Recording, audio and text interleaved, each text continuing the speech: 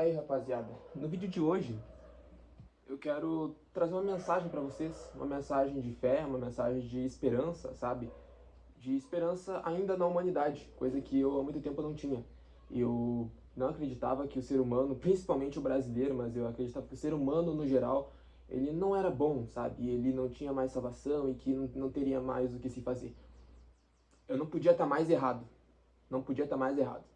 Porque no momento em que eu mais tive na merda, no pior momento da minha vida, eu ainda pude contar com a ajuda de outra pessoa. Eu pude contar com a ajuda de outros seres humanos, principalmente com a ajuda de outros brasileiros.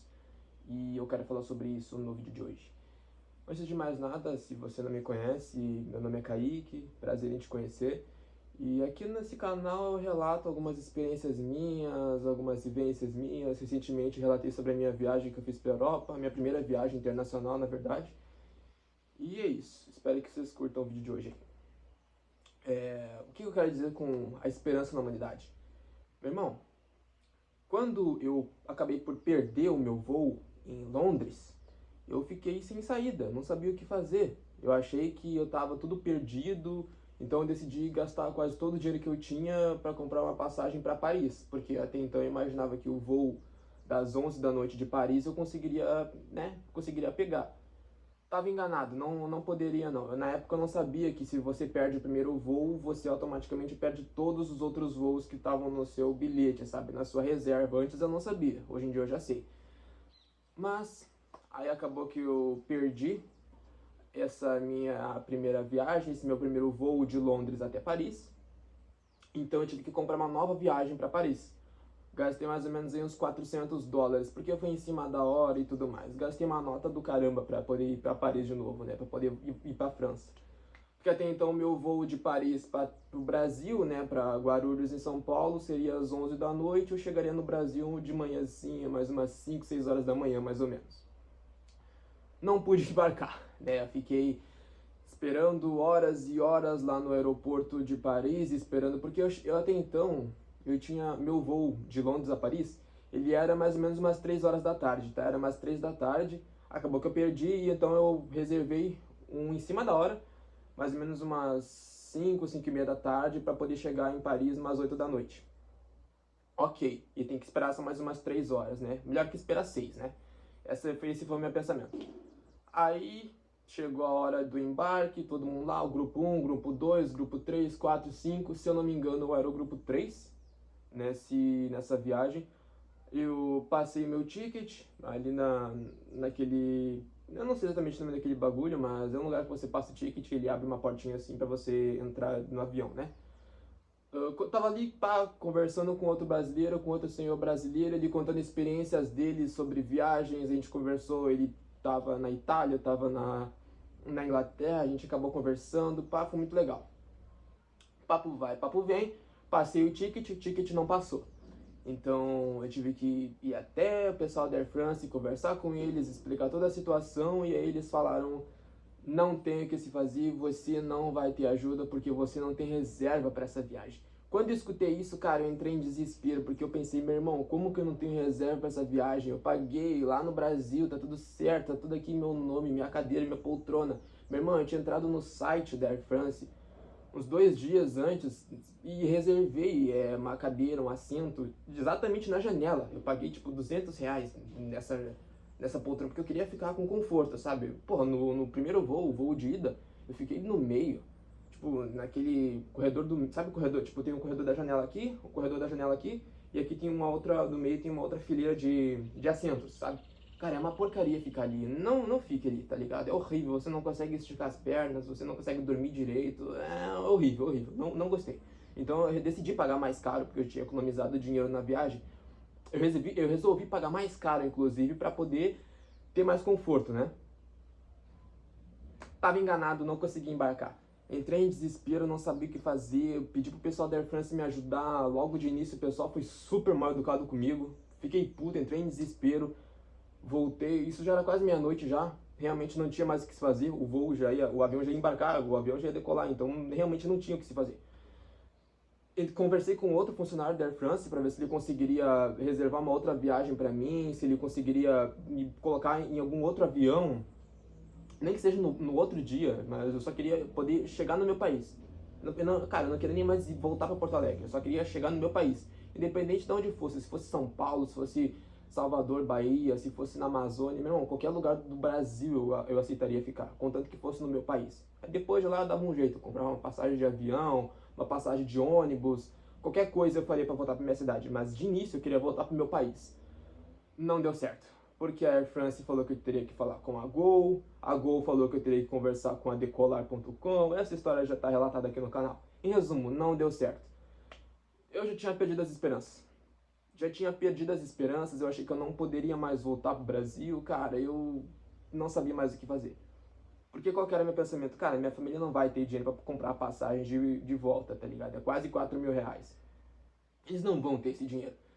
Eu já tinha aceitado que eu nunca mais ia ver ninguém da minha família, que eu nunca mais ia ver ninguém que eu conhecia, que eu ia estar perdido em outro lugar, em outro país, em outro continente, com uma língua que eu mal falava. Rapaziada, eu arrisco no francês, eu não sou fluente, eu consigo entender algumas palavras, consigo mascarar no inglês, mas não é a mesma coisa, sabe? Dentro de mim eu já tinha aceitado que acabou. Tudo que eu conhecia acabou, nunca mais ia ver ninguém. Até que eu encontrei um homem, um brasileiro que também tinha perdido a viagem às 11 da noite de Paris para Guarulhos. Eu encontrei esse homem, a gente conversou. Ele acabou explicando a situação dele, o voo dele atrasou, se não me engano ele ia de Milão fazer uma conexão em Paris e aí de Paris ia voltar para o Brasil, né?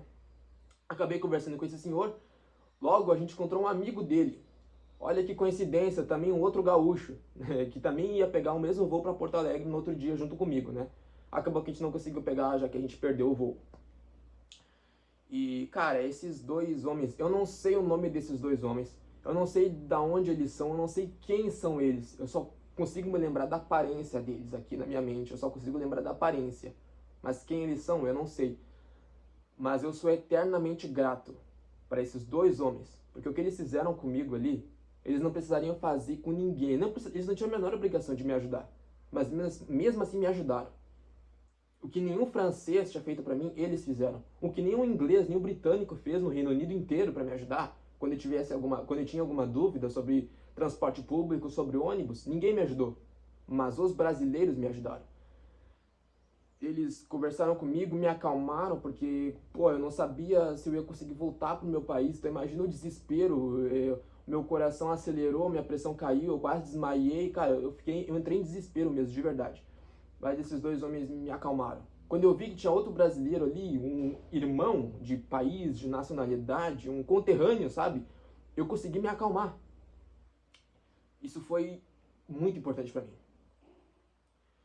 Eu segui eles entraram em contato com esse outro homem da Air France também, um funcionário que me ajudou, que falou que eu teria que entrar em contato com a Gol e tudo mais, sabe? Esse que foi um pouco mais educado comigo do que o primeiro, que falou, foi bem grosso comigo, rude, e falou que não tinha como me ajudar, que eu não tinha salvação, ele falou.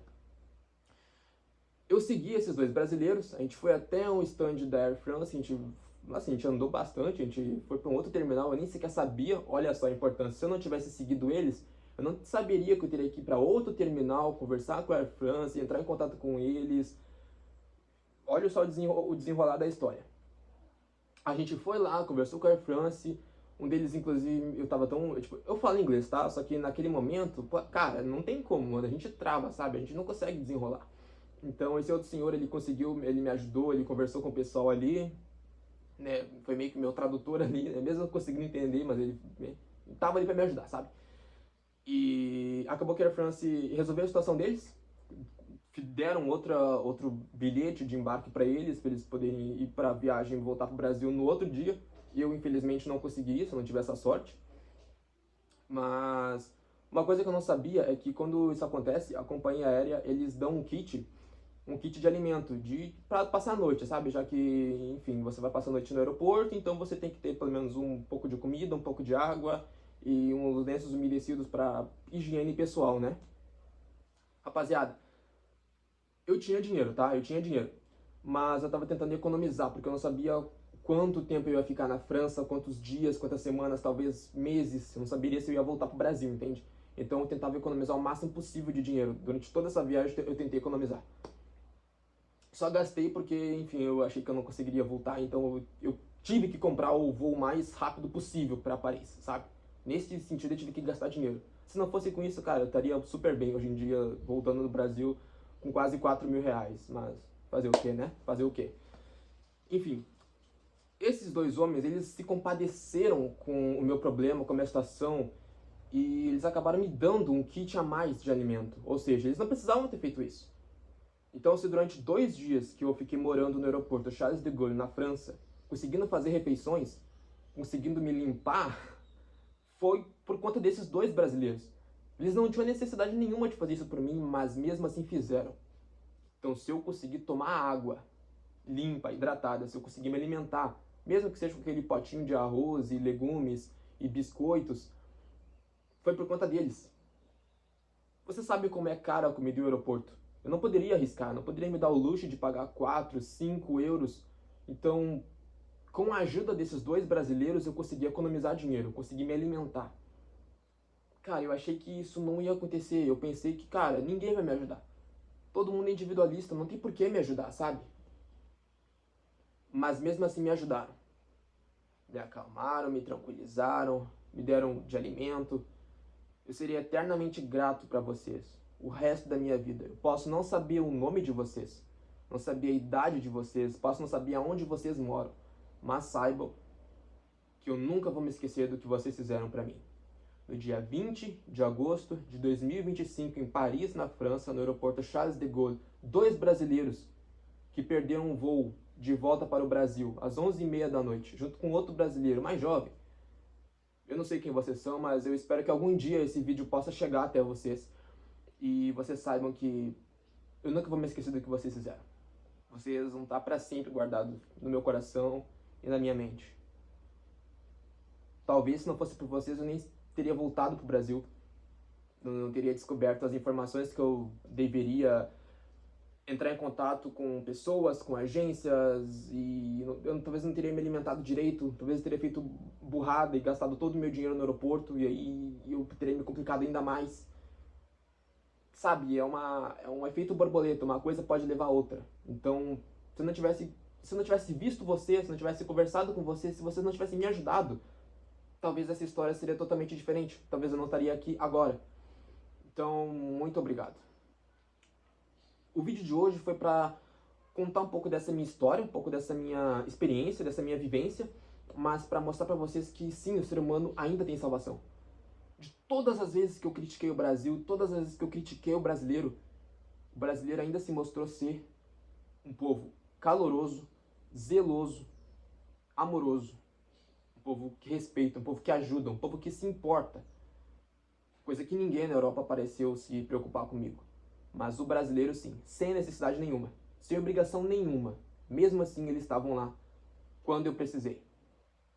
Mais uma vez aqui, eu não sei quem vocês são, eu não sei o nome de vocês, eu não sei aonde vocês moram, mas eu sou eternamente grato por tudo que vocês fizeram para mim. Meu nome é Kaique, eu me despeço por aqui. Até o próximo vídeo.